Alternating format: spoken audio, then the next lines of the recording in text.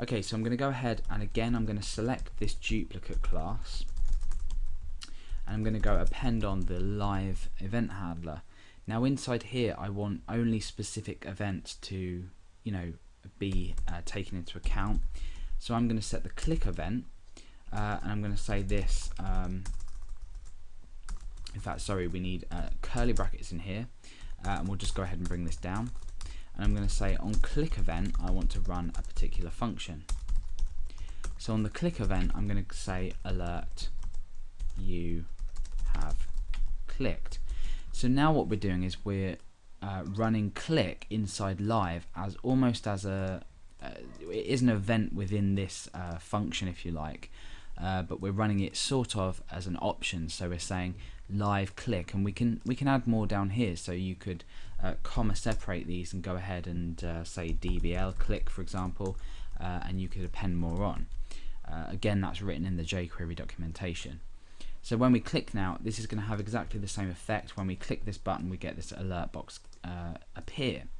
The only difference now is when we use the same as we did before with this dot after, and we add more code in. So I'm going to say input type equals button, the value equals click, and we'll go ahead and add the class in as well, which is duplicate.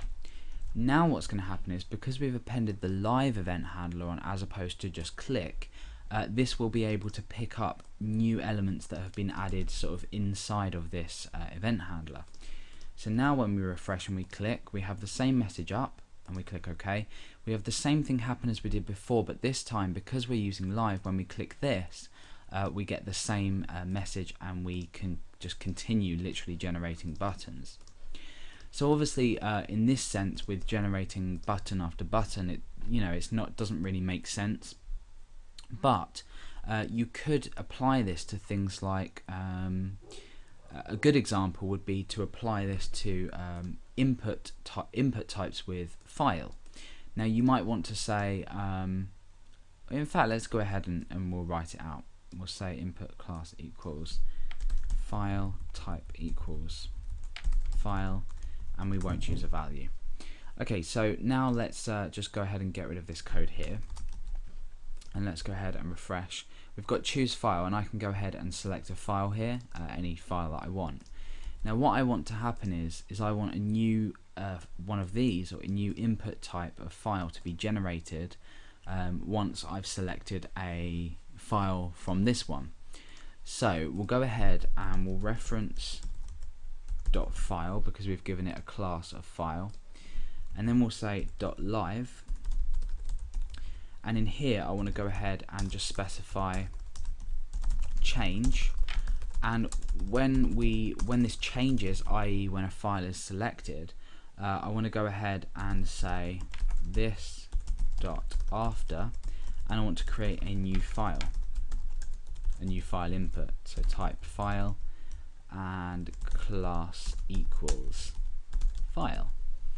Okay, so this isn't like completely foolproof, I guess, because if you think about it, we're going to go ahead and choose a file now, tartan.jpg. That's changed once we select this in, and another file box has been generated. I can then go ahead and choose another file, and a new one's generated.